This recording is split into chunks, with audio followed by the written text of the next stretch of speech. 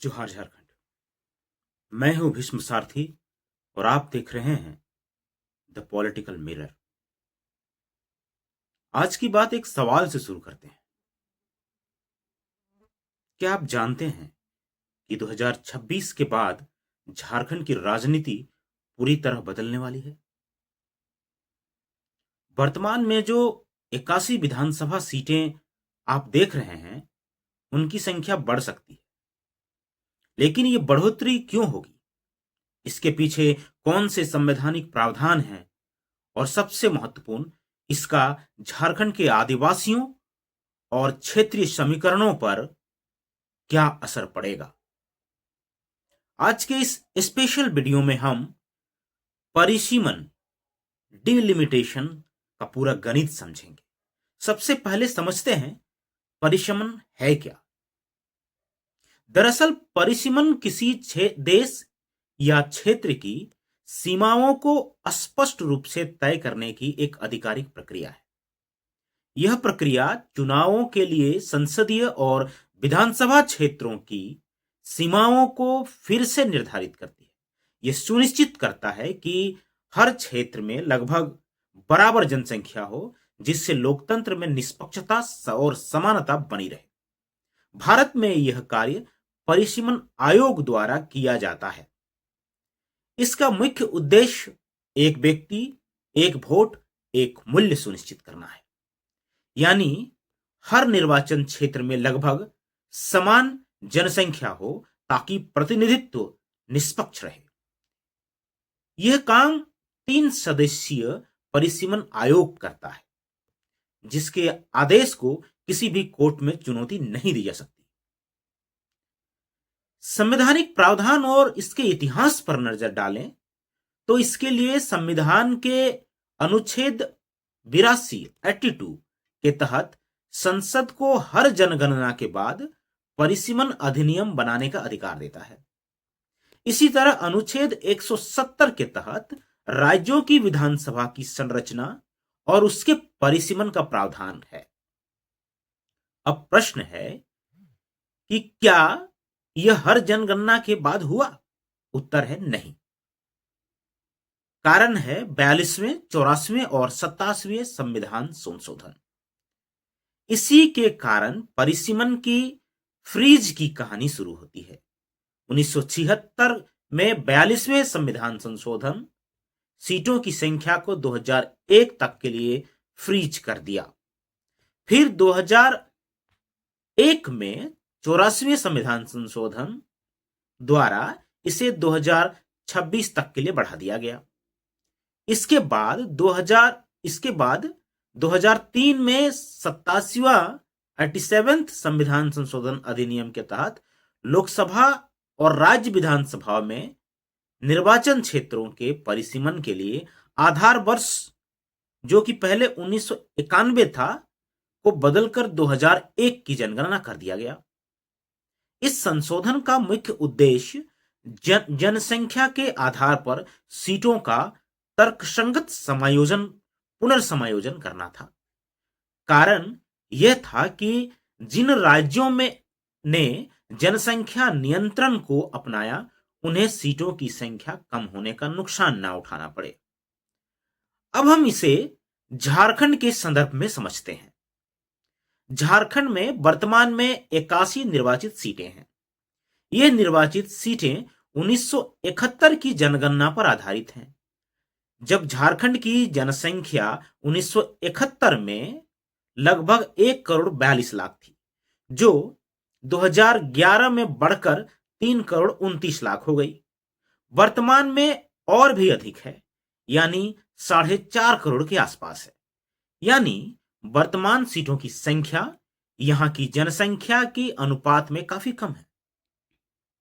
2026 के बाद होने वाले परिसीमन में 2011 या आगामी नई जनगणना जो 2021 में होना था और नहीं हुआ, अथवा जो 2026-27 को आधार माना जाएगा अगर परिसीमन होता है तो,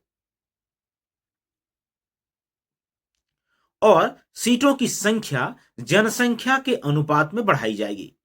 इसके संभावित संख्या को लेकर विशेषज्ञों का अनुमान है कि झारखंड विधानसभा की सीटें 81 से बढ़कर 120 से 150 के बीच हो सकती है। अब हम समझते हैं कि इससे झारखंड के लिए कौन सी चुनौतियां या मुद्दे उभर सकती हैं। पहला मुद्दा होगा एसटी एससी की प्रतिनिधित्व की। क्योंकि झारखंड एक आदिवासी बहुल राज्य है, वर्तमान में 28 सीटें एसटी के लिए आरक्षित हैं, साथ ही 9 सीट अनुसूचित जाति के लिए रिजर्व हैं। परिसीमन के सीटों की संख्या बढ़ने पर क्या एसटी और एसी सीटों का अनुपात भी बढ़ेगा? यही सबसे बड़ा सवाल है, क्योंकि अभी इन दोनों वर्गों का मिलाकर झारखंड विधानसभा की कुल सीटों में 45% का स्थान रिजर्व है।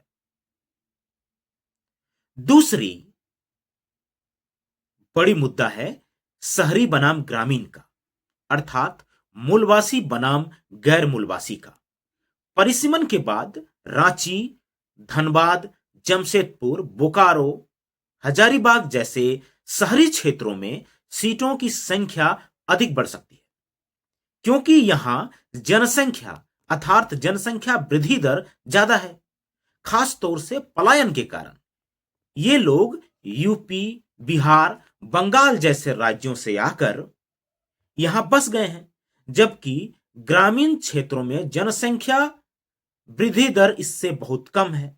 इससे ग्रामीण क्षेत्रों का राजनीतिक प्रभाव कम हो सकता है। परिणाम स्वरूप मूलवासियों की यहां की राजनीति में पकड़ कमजोर पड़ जाएगी। इसके अतिरिक्त भौगोलिक बाधाएं भी खड़ी हैं। झारखंड का भूगोल जो पहाड़ जंगल से बना है, ऐसा है कि कभी कभी जनसंख्या के आधार पर सीमाएं तय करना प्रशासनिक चुनौती बन जाता है। अब देखते हैं इसका राजनीतिक प्रभाव क्या होगा। प्रभाव यह होगा कि नई सीटें बढ़ने से नए राजनीतिक चेहरे को मौका मिलेगा। साथ ही क्षेत्रीय दलों जैसे जेएमएम, आसू, जेकेएलएम और राष्ट्रीय दलों जिसमें बीजेपी और कांग्रेस है के बीच शक्ति संतुलन बदल सकता है। साथ ही महिला आरक्षण अधिनियम, जो कि नारी शक्ति बंधन अधिनियम के नाम से भी जाना जाता है, वो भी 2026 के परिसीमन के बाद लागू होना है, जिससे 33% सीटें महिलाओं के लिए आरक्षित हो जाएंगी। झारखंड में यह एक बड़ा बदलाव लाएगा। झारखंड में यह सिर्फ सीमाओं का बदलाव नहीं है, बल्कि सत्ता के समीकरण का पुनर्लेखन भी होगा। निष्कर्ष के तौर पर कहें तो 2026 का परिसीमन केवल सीटों का आंकड़ा भर नहीं है, बल्कि यह झारखंड के अगले 25 सालों का भविष्य तय करेगा। अब देखना है कि क्या यह आदिवासियों के अधिकारों को और मजबूत करता है या शहरीकरण की राजनीति को हावी करता है। एक और बात देखना दिलचस्प होगा कि क्या यह मूलवासी बनाम गैर मूलवासी और स्थानीयता के मुद्दे को झारखंड की राजनीति की केंद्रीय मुद्दे बनाकर छोड़ देगा। यह तो वक्त ही बताएगा। आपको क्या लगता है, क्या झारखंड की विधानसभा की सीटें 150 होनी चाहिए और इसका क्या प्रभाव होगा झारखंड की राजनीति पर?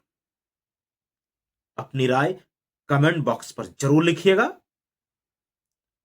और इस वीडियो को शेयर करिए ताकि हर झारखंडी अपने लोकतांत्रिक अधिकारों के प्रति जागरूक हो सके। जोहार।